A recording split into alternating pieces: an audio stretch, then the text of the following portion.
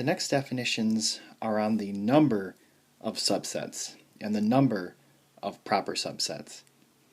So a set with n elements has 2 raised to the n distinct subsets, and a set with n elements has 2 to the n minus 1 distinct proper subsets.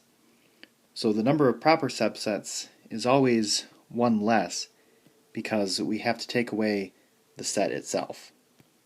So for the next questions, we are calculating the number of distinct subsets.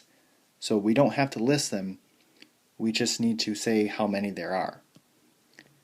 So A, B, and C, this is 3 elements. So this would be 2 to the 3, which is equal to 8.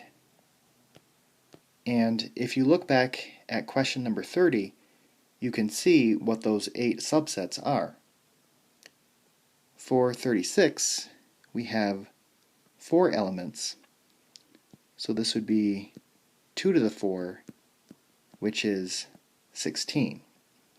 So there are 16 distinct subsets.